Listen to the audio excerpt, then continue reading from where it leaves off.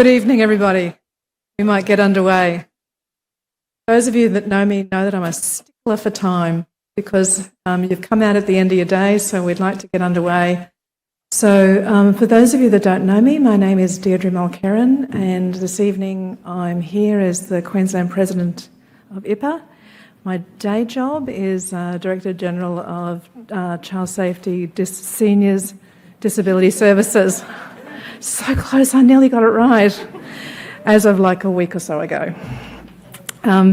So can I begin by acknowledging the traditional owners of the land on which we meet, pay my respects to elders past, present and emerging, and pay my respects to First Nations colleagues present. So can I also acknowledge some of my colleagues, so IPAA councillors who are here present, IPAA individual members, organisational members and our partners. We have some, it's recorded here as distinguished guests. Some of them are a bit dubious, like my colleague Chris Sarah. Chris always wants to engage me in some discussion about some random sporting thing. I don't know what it is. Some of our partners in the sector, so thank you for coming. I'm also to do the housekeeping, you know, toilets out there, should the alarm go, follow the instructions, and most importantly, phones on silent, because you definitely will want to follow this discussion this evening. So some of you will have been to these events before, known as Stewards on the Couch series, and they're really an informal interview with key leaders across the public purpose sector. They provide an opportunity to learn more about the people themselves, about their roles, their motivations, leadership styles, priorities, and their visions for the future. We aim to illustrate and illuminate and share their journey on the couch. It's often valuable to understand where people have come from and what shapes them and what motivates them, and that will be particularly true this evening, I'm sure, with Samay. This is our flagship series, and they are always interesting. I find everybody interesting, and we are all slightly weird and interesting. So feel free, Samay, to fly your weird flag. So I'd like to introduce our guest this evening is our good colleague Samay Zhouand. We had a whole conversation about how to pronounce his last name. I'm hoping I did it right. Perfect. Who is the Public Trustee of Queensland. Russell might even ask him the beginnings of the surname. So for over 2 decades, Samay has had experience in legal, accountability, governance and risk management in the sector. He started his career as a lawyer with the former Department of Employment, Training and Industrial Relations, and he's had extensive impact on some of these sectors and definitely in challenging environments. He was the longest-serving Chief Inspector of the Queensland Corrective Services from 2011 to 2019, and he became the Acting Public Trustee of Queensland in 2019 and was appointed to the role in 2021. And Samay will talk about some of the key achievements, roller coasters, challenges along the way. He's led the creation of the sector's first customer advocate office, a supported decision-making framework in partnership with La Trobe University, an independent complaint review mechanism, and a financial independence pathway for vulnerable customers, amongst many, many other things. I've had a couple of interactions with Samay. There was a time when the public trustee was in the middle of a media storm. So as somebody who has spent many years leading and managing child protection and youth justice, I know a thing or two about leading through media storms, so I reached out to Samay to say, how can I help? And we had some very lovely conversations about how do you lead through those times and keep your people with you. I'd also like to introduce our colleague Russell. So Russell Fairbanks is founder and managing director of Lumini Partners, one of Queensland's leading boutique executive recruitment firms. With over 20 years in senior executive roles at leading global consulting firms, Russell established Luminary in 2019, excellent timing just before COVID, to provide leadership advisory services to Queensland's most respected organisations. So this is our second event in partnership with Luminary, and we thank them for their support of IPAA. So tonight's interview will run for about 50 minutes and will be followed by an audience Q&A. So please, as you're listening to Samay talk, keep those questions in mind, and I'll jump back up and curate the Q&A. And right now, I get to hand over to Russell. Over to you. Thank you, Deirdre. Samay. Interview. I thought this was just two old blokes having a chat about stuff. That's what I thought, Russell. So a few things I would like to call out, and particularly the Public Trustee of Queensland, as some of you would know, has had a fair degree of spotlight in the media. And I did say to Samay about a year ago, I rang him up and said, Samay, you've made it. And he said to me, what are you talking about? I said, not only have you got a cartoon, you've got a Reservoir Dogs looking photo in the Courier Mail. So a sign of impact, I think, is when you get both a cartoon and a pretty cool picture in the Courier Mail. But look, some of the highlights, I mean, I've had the pleasure of working with you a few times and being part of that very early journey, turning around an organisation that is over 100 years is no mean feat. But some of the things that really sort of do stick out for me, one of the biggest reforms of an organisation in perhaps 4 decades, your new customer first vision, which for the organisation at the time was I know, groundbreaking. You're working for Queensland survey results, which were well behind the sector, now are on par, if not leading the sector. Net promoter scores for financial administration up every year over 3 years. I mean, the list goes on. I think your chair is here today as well, so a new governance structure and a board and board of management. So lots of highlights to talk to, and I know some of those we'll come to. But I'm really interested in the journey, what brought you here, and actually brought you here to Australia. So can you give us perhaps a bit of an overview of where you come from, and that story that Deirdre alludes to as to your surname, because it wasn't the surname you were born with. Yeah, so for those of you who don't know, so I was born in Afghanistan, and family of 5, 3 brothers, 1 year apart, extremely competitive to this day. But yeah, in terms of my journey, so I came to Australia in 1982, but in coming to Australia, we had to, in some respects, go on a bit of a journey and escape. But going back to your original question about the name, just so you know, traditionally in Afghanistan didn't have surnames until quite recently, in the last, I suppose, 30 to 50 years. And my father, when he was at university, which was a rare thing back in his day, it was about which tribe you're in, so we were from the Safi tribe, but he saw some soldiers walking by and marching, and as they were marching, they would stop every while and say, Zhouand, Zhouand, Zhouand, which means life, life, life. So my father said, I like that. And it was very fashionable to have surnames at that time, and hence we're first generation Zhouands. Well, look, as a Fairbanks, I actually have 3 loads of Smiths in my family, so life is a lot better.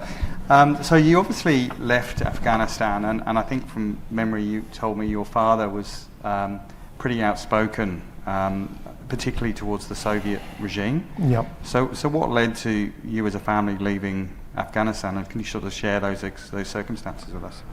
So my father was the president of the Court of Appeal of Afghanistan, and it was around the time when Afghanistan was experimenting with a constitutional monarchy. But then around that time there was the Soviet invasion. My father, who got some master's education in America, was quite independently minded, and he fiercely spoke out against the regime. He also fiercely spoke out against the death penalty, and he argued strongly for more rights for women, which around that time made him an enemy for both the Soviets and I suppose some of the forces fighting against the Soviets. And a colleague of his who'd said similar things, he was executed, so my father feared for his life, so he, under the guise of medical surgery, went to India.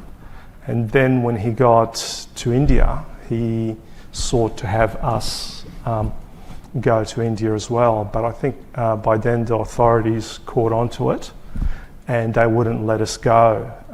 And then they started following us as a family.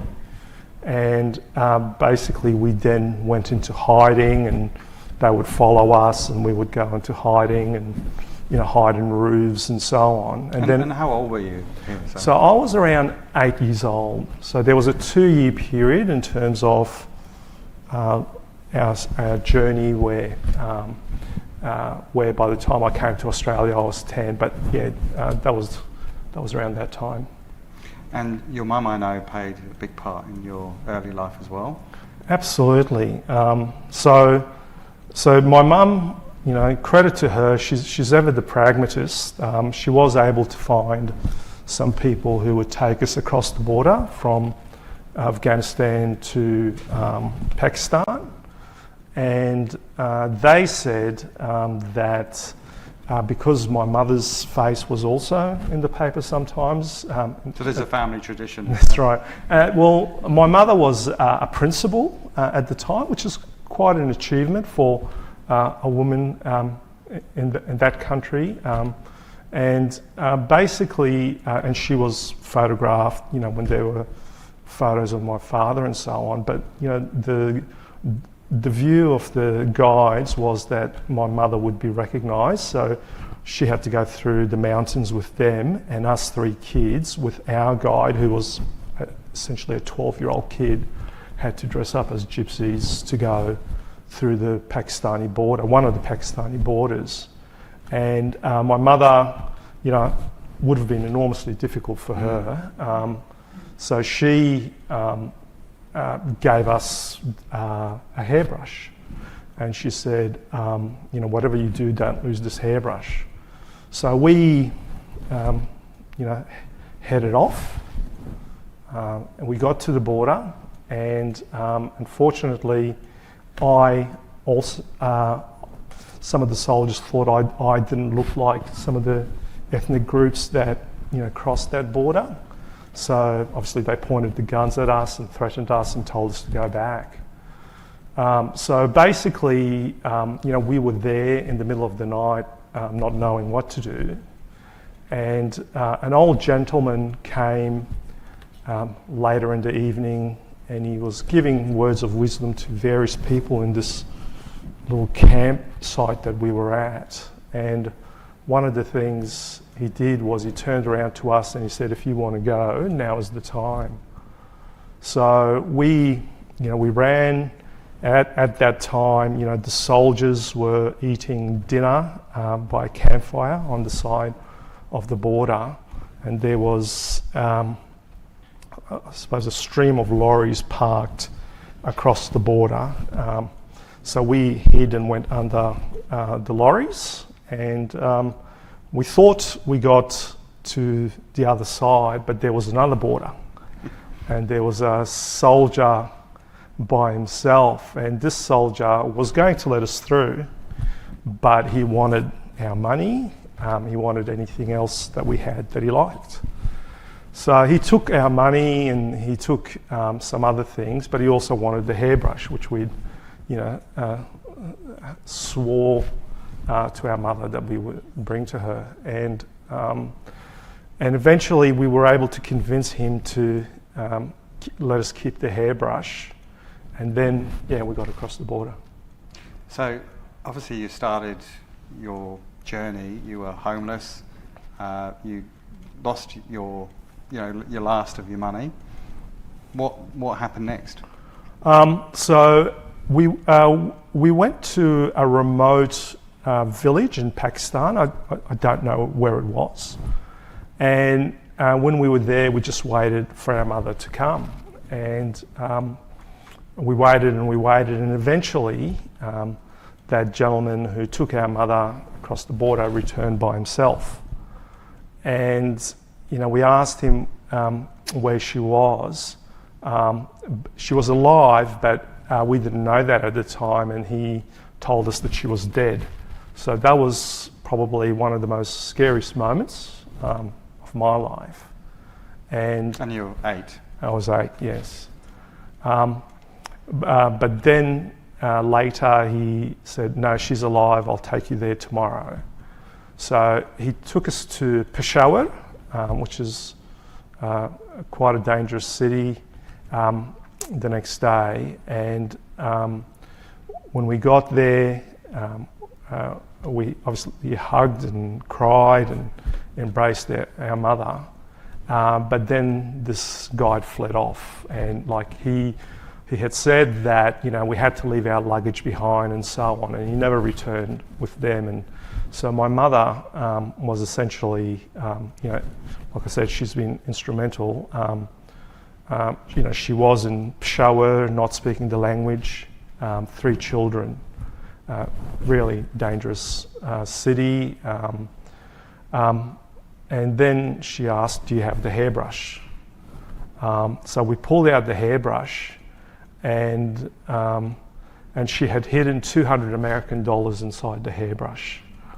And that $200 was able to pay for our rent, for our food, until we got in contact with Dad in India, and he arranged to send some money.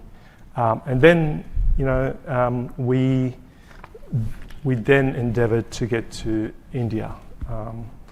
And eventually we found our way to India via a visa, and met with our father. So you're now in India, the family's reunited. Why Australia? How did that happen? My parents were still quite fearful about their safety and our safety.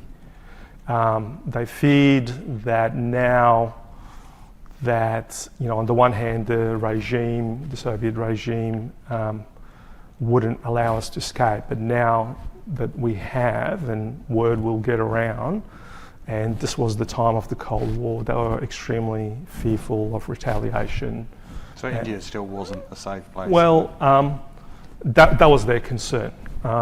And then we sought, and they sought, to try to get us somewhere else.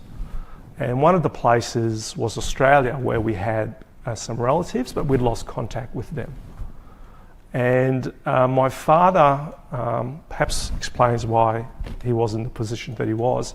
He had a photographic memory, and one of the things he remembered was the names and the location, roughly, or the suburb of where this Australian couple who had come to Afghanistan about 10 years earlier. And quite essentially, he just called the Australian operator, and the lovely lady gave him, 3 numbers in terms of that he could ring, and lo and behold, one of the numbers was this couple, Alan. And my dad told him the situation, and Alan, just an absolute gentleman, he was starting his own business. He put that on hold, risking his own business, and he sought to locate our relatives. He had some difficulty, but my dad knew somebody else in Australia who he had studied in America with, so my dad told him about this other gentleman, and Alan contacted him, and together they worked together, and eventually they located our relatives who sponsored us, and we came to Australia under family reunion in 1982, the year that Parramatta won the grand final. So just as well that telephone operator knew how to connect you. Yep. I tell you, I'm going to start remembering my wife's mobile number. Yep. So tell us about your schooling experience, because obviously you came here and English was not your language. So I didn't speak English. I missed out on two years of schooling, and then essentially a product of the public school system, Russell. So in the northwestern suburbs of Sydney, primary school Kent Road, high school Peterborough High School, but effectively after high school, I did a short stint at, I will say restaurant management, but it was a multinational, and I won't mention the multinational, but they make great chocolate sundaes. But then, for me, I was in my early 20s, and one day I came home, and I honestly think each job is a noble job, and I don't. Even recruiters? Even recruiters, Russell. But I think I came back from work one day and I saw my mother and father doing their thing, which was, working around the house, just being themselves and doing their various things. And I think it was brewing for a while, but what I realised at that time was that they'd given up everything for us to have freedom, to have choice, and that started me reflecting as to what I want to do to essentially honour what they've done for me and my brothers. So clearly family and the purpose underpinning that has been a big part of your career, and I know you've shared that with me before. So tell us about the early career, the decisions that you made. So, my first job, so I did an arts law degree, and essentially my first stint was a short while at Legal Aid, and then I became a lawyer at the then Department of Employment, Training and Industrial Relations. And I really got into it because I was, even though, I worked a little bit in restaurant management and those type of things, I was interested in policy, because that was one of the things that my father and I often spoke about. He just, liked to make conversation about current affairs, foreign affairs, and so on. So I really got interested in that. But I wanted to make a difference.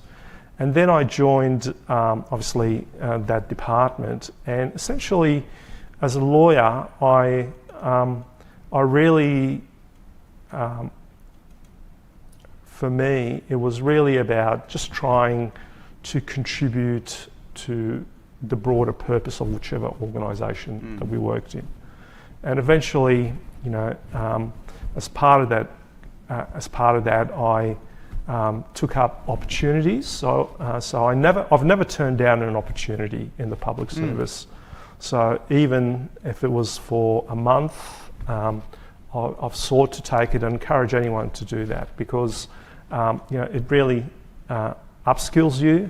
It just gives you a broader perspective even when you go back to your role.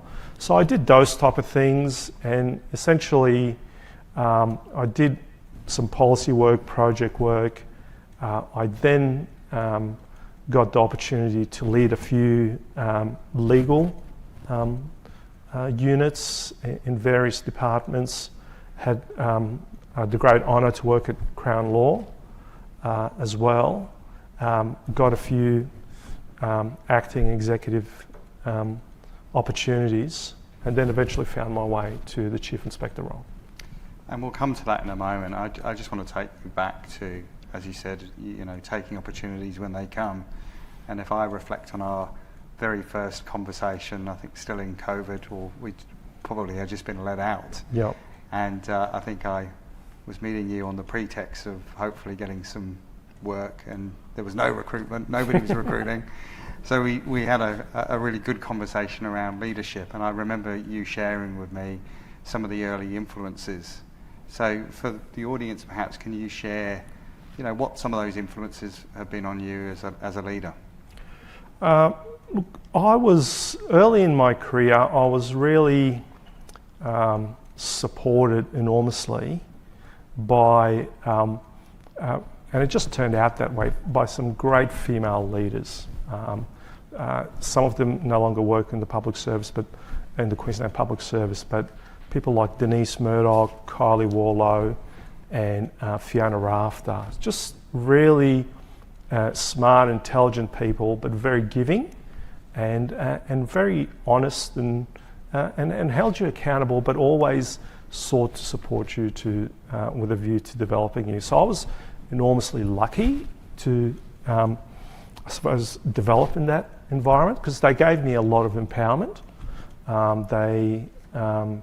They really, in some sense, nurtured me. And, for me, that was a big influence. And then I got my first senior officer role at the then Department of Community Safety, and Jim McGowan was the Director General, and Gary Mann was the Deputy Director General. I was really impressed by both of them. Jim, very much a straight shooter, held you accountable, but really strong and pragmatic leader, which I really, who I really respected. Gary, very different insofar as very strategic in his approach, really focused on building up capability and the uplift of the leadership team. And he was generous to me a number of times in terms of the advice he gave me, which really helped. And also for me, when I worked at Corrections as the Chief Inspector, I worked, I think, with about 6 commissioners during that time.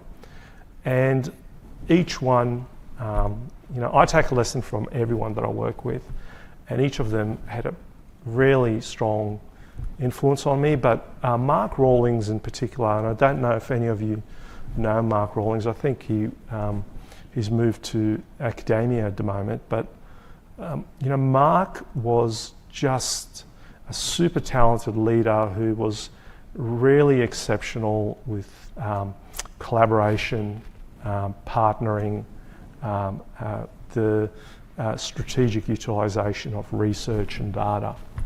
And for me, that was really a big growth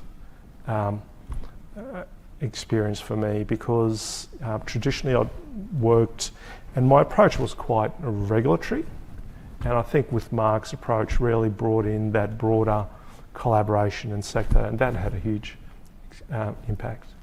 So let's talk about your time as Chief Inspector. You were the longest serving Chief Inspector, outsaw 6 commissioners. Yep.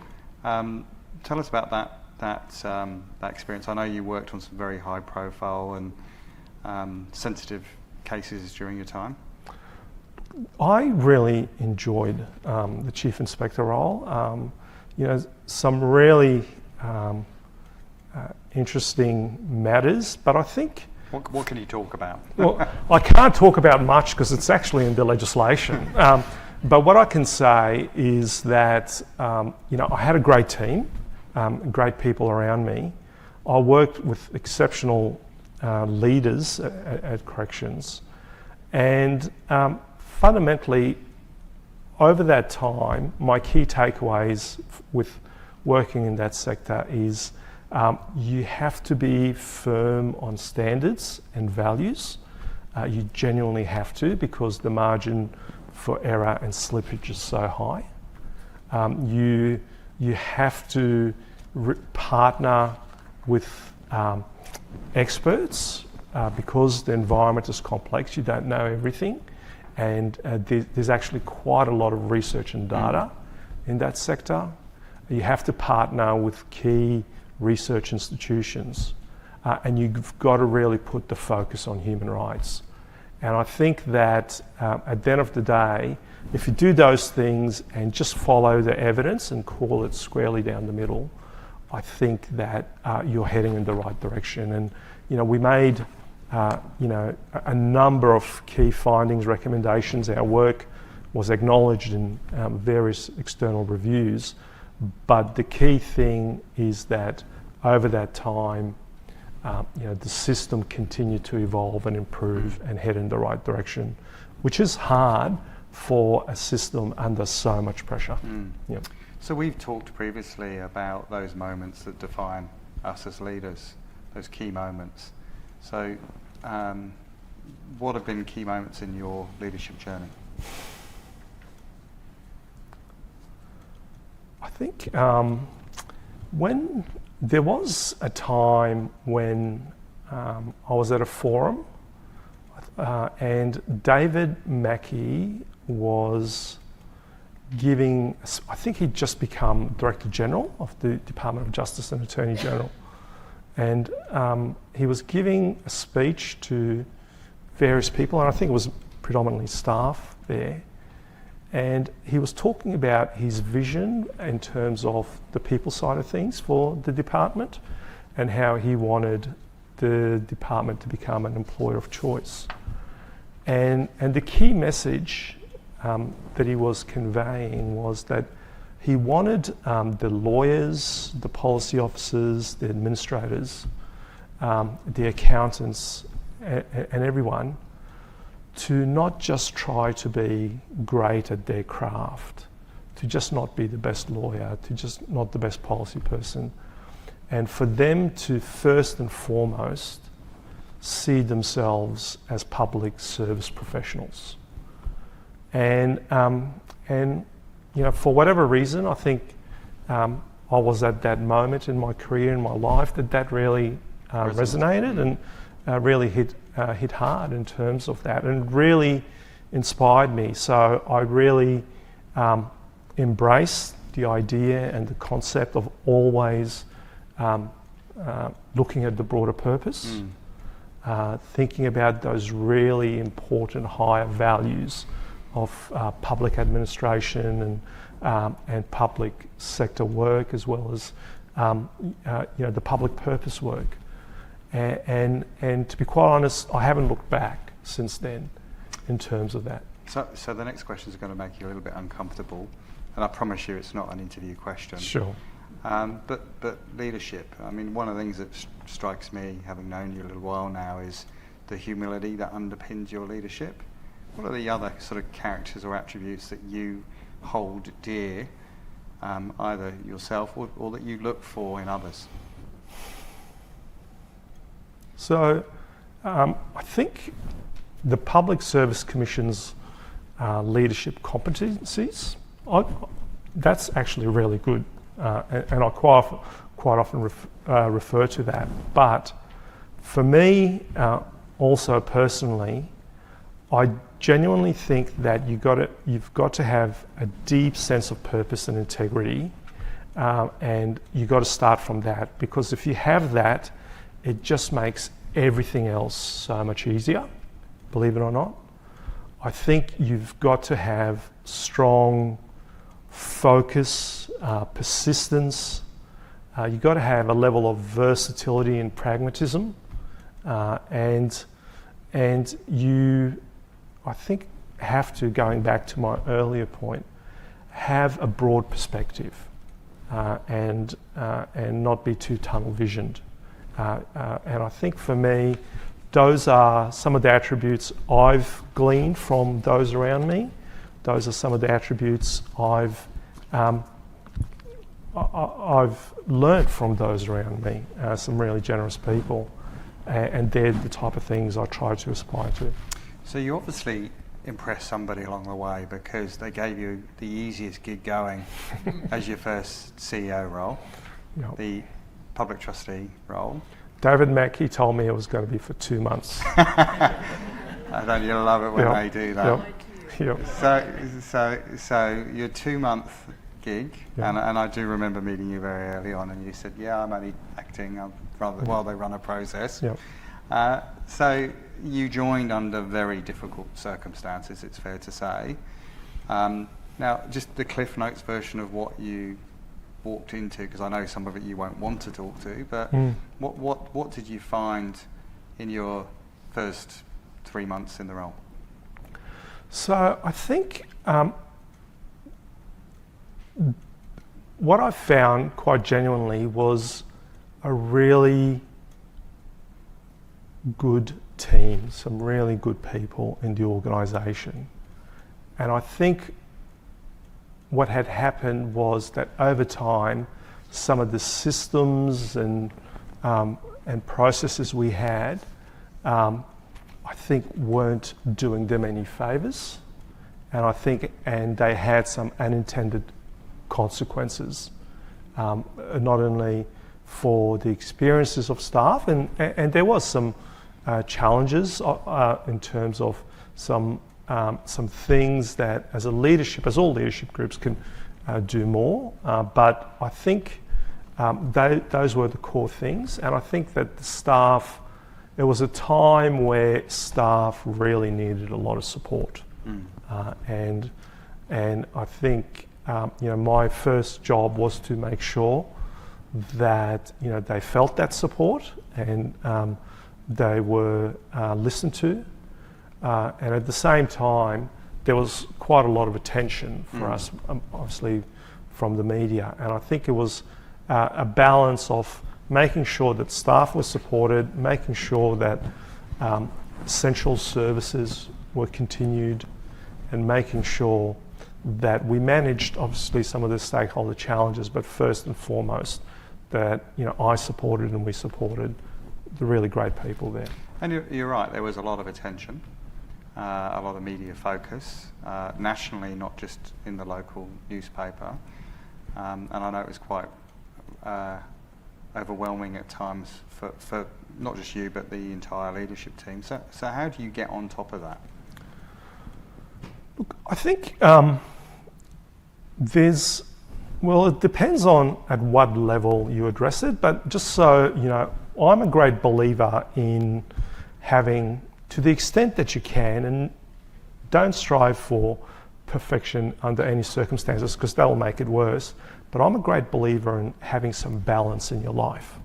So I'm a great believer in making sure that you're spending some time and effort so that your family life is functional, that you're doing something from a health perspective, you're doing something from a social connections and interests perspective. So I've always done that in my senior leadership career. And I find that if you're doing those things, and if one area is not going well, because you've spent the effort to make sure that that handful of those other things are functional, it really takes the edge off some of the pressures. Secondly, I find just from a, I suppose, perspective point, if you know that you're doing things from a place of integrity and deep purpose, and you're doing it with full effort and with the right absolute best intentions, that often, at least in my experience, often is a way to just keep you moving forward. And sometimes the most courageous thing is to just keep going. And I think just things like that for me have always got me through any difficult situation. So I want to talk about some firsts now. Obviously there's been some national firsts, there's been some sector reform as well. There's over 60 major initiatives, pretty big, so do you want to share with the audience what was involved in that? So the thing we're seeking to do at the Public Trustee, so traditionally the Public Trustee has been and been seen to be a largely legal and financial institution. And what I'm trying to do, and as a collective what we're trying to do, is to really make it into a human service agency that is really exceptional at delivering those type of services, but first and foremost that it's a human service agency, and that means that it's inclusive, customer-centric, that it's professional, and it's empathetic. So as part of shifting it to that direction, we established the customer first vision and strategy, which is more designed as a value, as a direction, because talking to a lot of stakeholders, looking at all the issues, it really the public trustee is quite complex, and ultimately what you want is a good source of a good foundation to come to when you're making some of those hard decisions, and customer first was that foundation. And we've sought to transform the organisation through 3 phases. Phase 1 has been laying the foundations because some of our systems and processes and some of the challenges we've had weren't as contemporary as they could have been. So the context, I mean, let's give some context here. Yeah. You're talking about a 100-year-old organisation, a statutory authority that had become a bit of an island, is it fair to say? Look, I think the risk with all statutory authorities is that they perhaps sometimes don't keep that connection with the broader public service sector. So that was, we saw aspects of that, but we saw aspects that were close. But I think that was a challenge we were trying to ensure that we addressed. Yep. So the connectivity cross-sector and out. So it's a big undertaking, and you need your people to be aligned with that. I know in the early days there were some dissenting voices. How did you deal with those that perhaps were unsure or lacked the confidence because they hadn't been through it before to get on the bus? Russell, it's been an ongoing and really rewarding journey because I think that everyone, quite honestly, everyone at the Public Trustee want to do good. And I think that linking in with that deep inherent reason for why everyone at the Public Trustee is there. We've got some of the most complex work in the public sector, and we've got some of the most challenging work.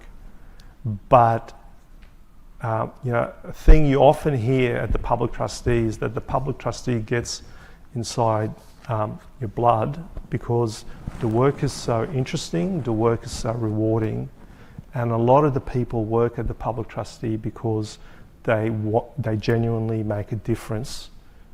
So it was really tapping into that inherent motivation or value that a lot of staff place. Absolutely, with change, there's different views, there's different levels of, I suppose, acceptance in certain period, depending on what stage a person might be at. But we really sought to do things in a way that, as much as possible, put the incentives in for the type of things we wanted to see, and we also sought to do things that actually meant that we were listening to our staff. So a lot of the ideas we've had as part of our customer first reforms have come from staff who I think perhaps wanted their voice heard more. And I think that we've sought to really be open to that and really embrace that as an opportunity rather than as something that we must manage. So I know the journey you're on is that, a journey, and you don't feel that it's complete. What at this stage are you most pleased about?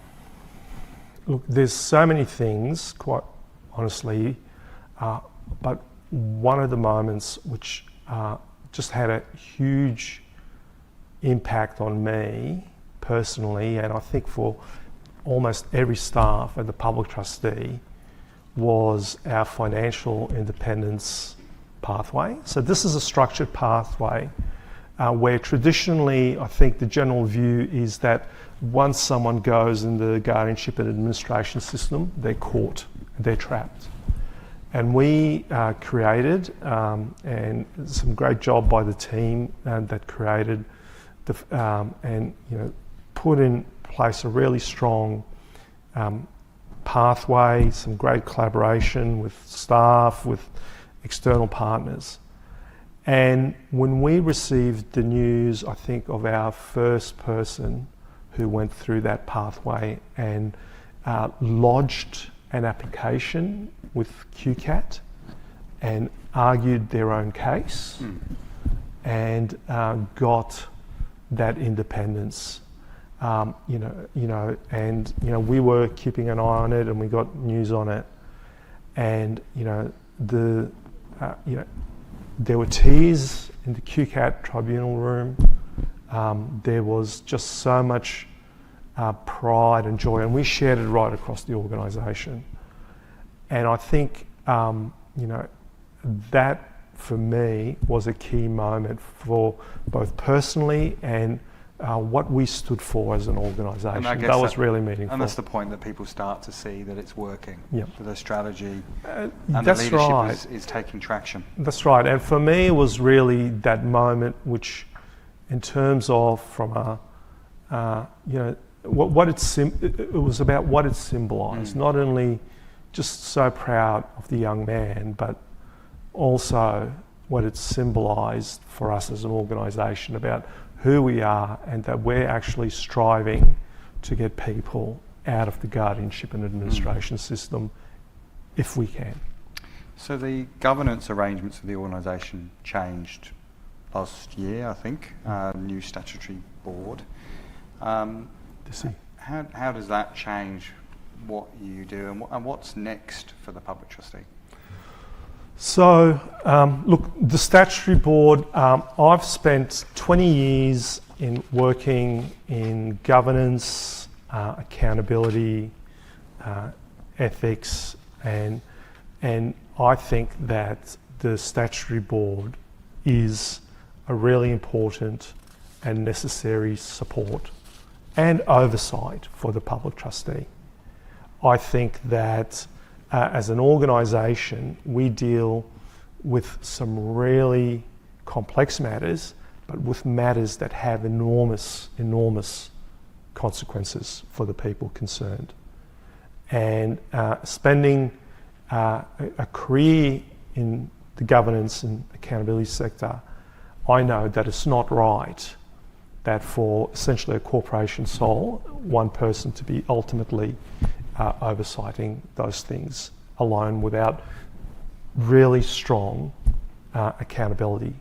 And I think in that sense, absolutely think the board will provide enormous assurance, but enormous insight and foresight to help ensure that things are being done appropriately, but also that at the end of the day, there's good outcomes for our vulnerable customers. I think that more generally,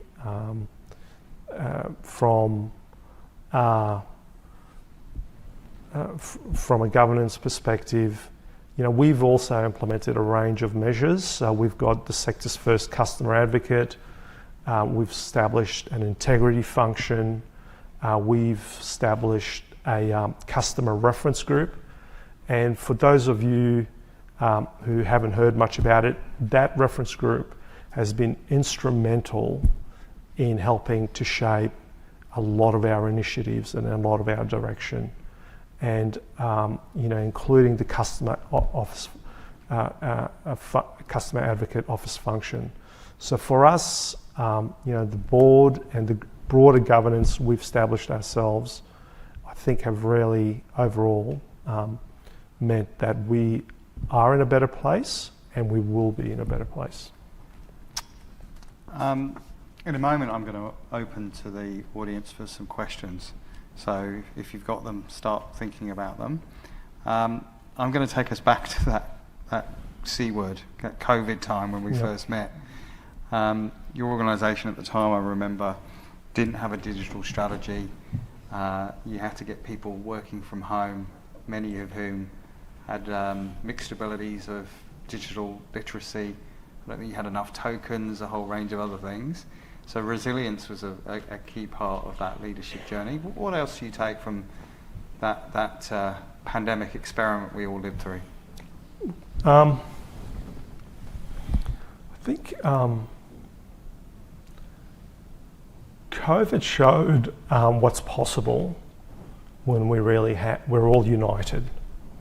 And I think we were united towards ensuring the safety of people, and we were all committed to ensure that we acted based on that common objective. And I think that for me it highlighted that in times of unpredictability and uncertainty, that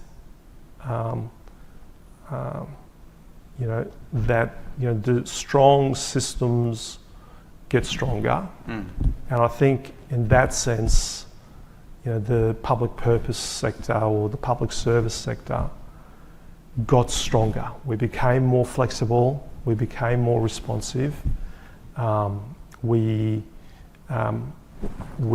ensured enormous collaboration and acted decisively under very difficult circumstances. So whilst there was always some challenges, I think overall it really showed that you can get stronger in times of unpredictability, and that's something we've tried to do at the Public Trustee. And related to that is, I think, knowing that times of uncertainty and unpredictability also bring opportunities, opportunities to do things differently and do things better. Thank you. I deliberately didn't ask you a question about your office move. I hope somebody does, because there's a great story there. Thank you, Deirdre. Yeah. So this is the time when we've got some roving mics. So if anyone has any questions, Chris, you can't ask him why he supports Parramatta and why he doesn't support the Cowboys.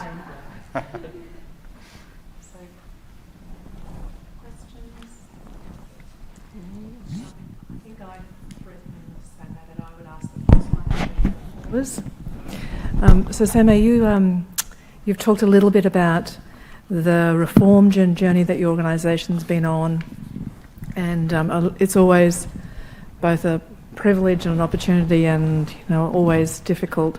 What have you learned the most about yourself through those times of change? What did you not know about yourself that you know now? What a tough question, Deirdre. You're welcome, Samay. So I think I learned, the thing that I've really, the insight I've gained on a personal level is that it's so important to really show care and care about those around you, because even though things are changing rapidly and people are all coming together and doing what they can to change things, you don't know everyone's story, and quite often people are going through some really difficult personal circumstances, or their family's been affected. So the thing I gleaned was really just you have to be quite genuinely conscious of others and what they may be going through, because quite often people have got their own personal trauma that they're going through in some shape or form. And it just really made me aware of that, because because you could see as you were working with people closely, you would ask how things are going, and then they'd mention that their mother was in an emergency because of COVID or things like that, but they were still showing up for work. You know, those type of things really,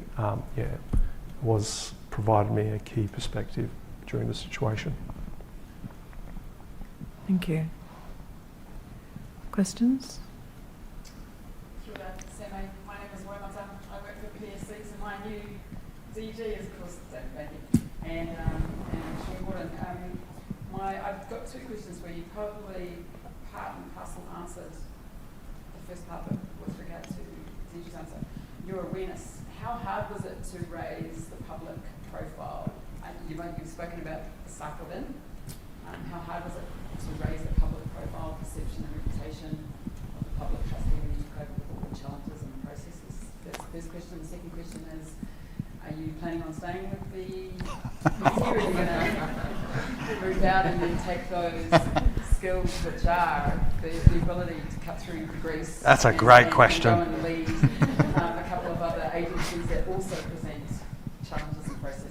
Do you want to take the fifth? So one of my mottos is do the difficult task first. So the answer to the second question is I'm always at the service of the Attorney General.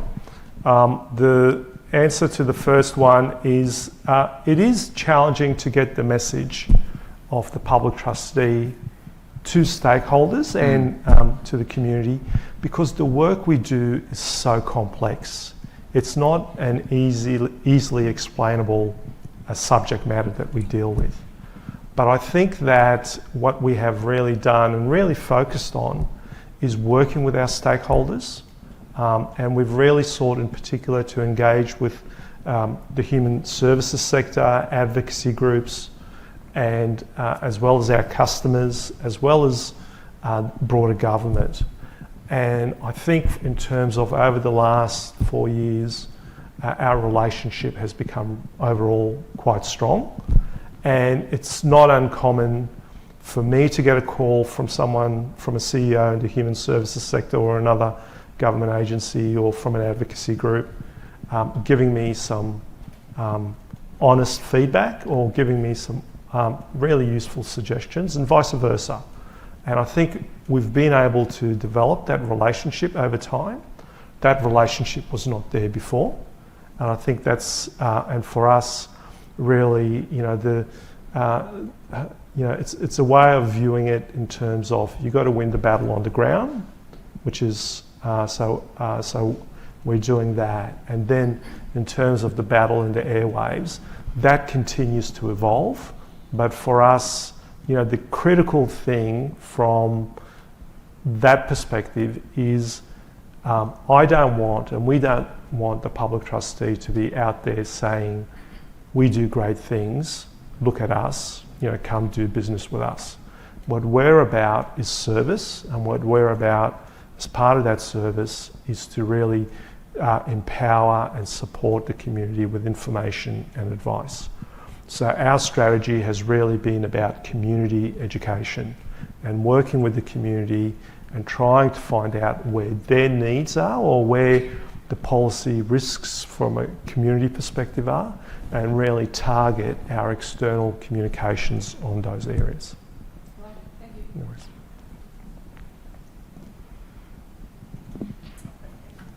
I think you got a mic, Lindsay.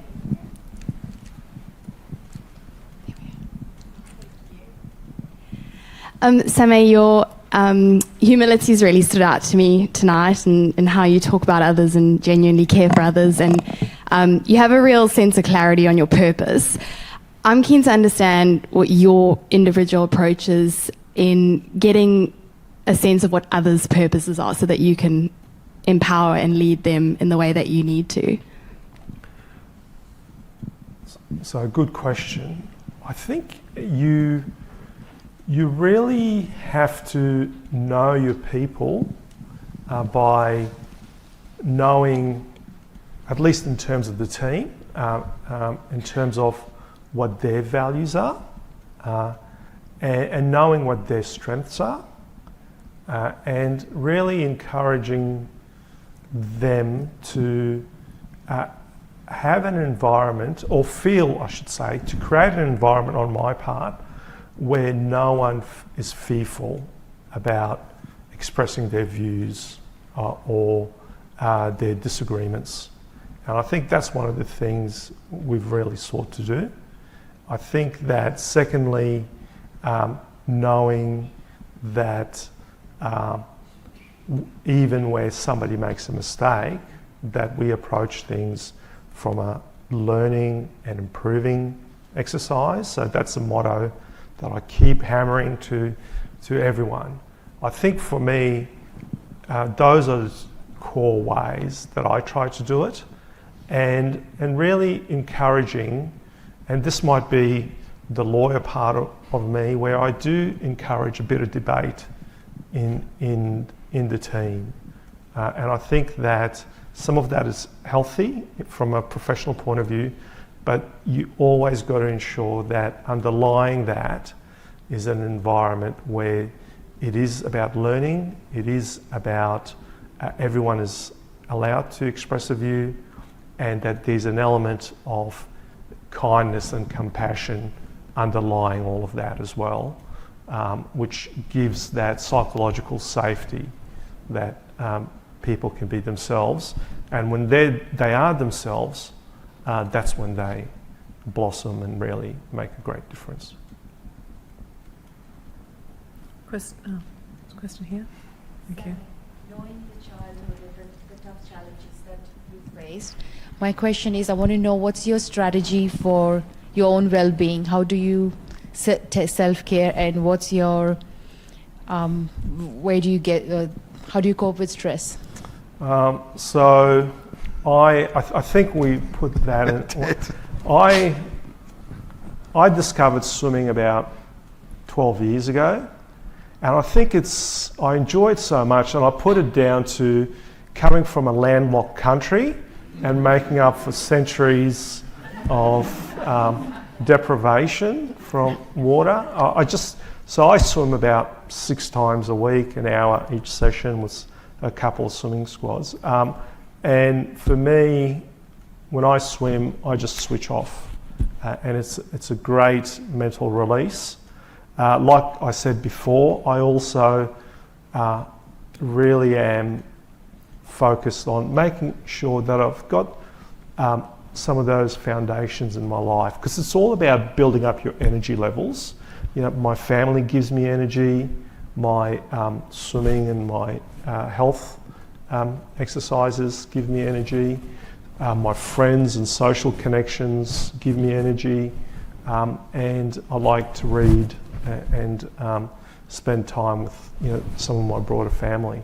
So for me, I just make sure that those things are in order, and when they are, I'm very, I'm able to function, and I also meditate. So I find that quite useful as well. Thank you. Some questions here. No. Samay, thank you. Really intrigued by the start of life that you've had, because it must give you an incredible sense of perspective. And I suppose that really is the question is, do you still feel gratitude for the life that you now lead, given the start you had in life? Oh, what a question. Absolutely. I think I referred to a book recently, but I think that book resonated with me because that was a real value I had. I'm a great believer in everything is temporary. So my sense of gratitude comes first from, the life I've led and to where I find myself. In some respects, I shouldn't be here. So I'm enormously grateful. And I know I'm here, whereas many others aren't, who were in my circumstances. So I don't take that for granted.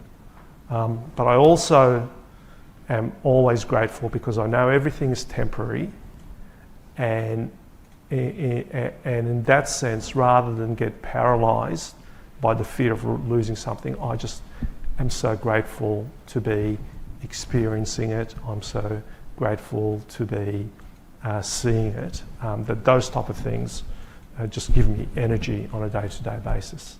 Thank you. Rebecca? And last question. Thank you. Really interesting to hear the journey the organisation's been through, and I think you said you're about halfway through the transformation. So I'm curious, what's next, and does anything need to change to deliver the what's next? Yeah, so really good question. So like I said, our reforms have involved the plan has been about 3 phases. Phase 1 was the foundations. Phase 2 was embedding the foundations, and we're towards the end of that. And phase 3 for us is really to enhance and uplift. So for us, we just, as part of phase 3, we just don't want to be a human service agency that delivers really quality, professional, customer-centric services. We want to be, as part of that vision, going into the future. And we're developing a 10-year blueprint to be really leaders in the field in terms of inclusivity, contemporary systems and processes, and in terms of being people-inspired. So for us, that means doing a lot more with technology and really being at the forefront of that. For us, that means doing and being at the forefront of being inclusive. That's not only in terms of our fees, but it's also ensuring that we are inclusive with our First Nations customers and stakeholders, with our culturally and linguistically diverse customers, and especially our disability customers. And it also means for us that we are an organisation that is an employer of choice and in every way. So for us, that's the exciting future, and we're doing that blueprint planning now, and we'll be making an announcement in relation to that in due course. But I think for us, it's that ongoing journey of the foundations, and you've got to embed foundations, because otherwise things slip if you don't make sure they just become part of the organisational DNA.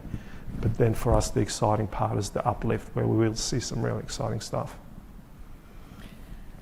Thank you. So that was the last question. So I'm just going to wrap us up now. And so Samay, it's a rare thing that you can sit in this room and feel the air stop moving. Often there are people in this room who have a lot to say, and I'm one of them.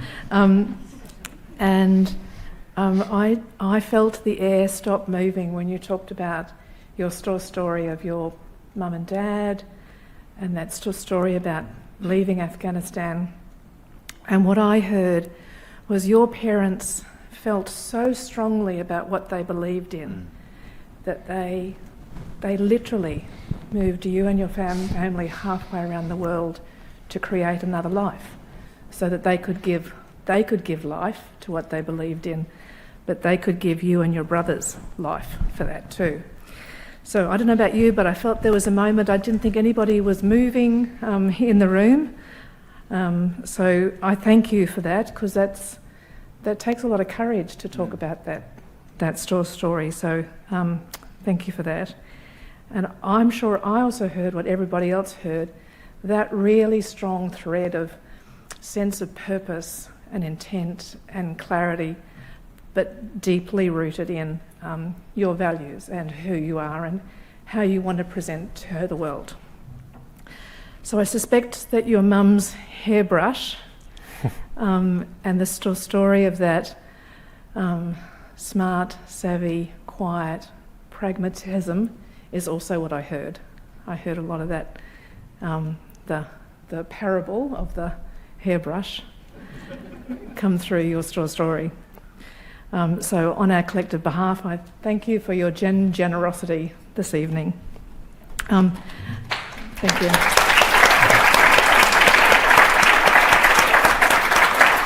Can I also thank Russell and Lumary's partnership and support of IPAA.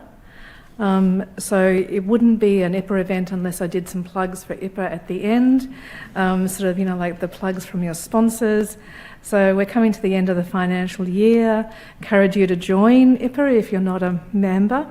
As you can see, we try to put on really interesting and curious and thought-provoking events.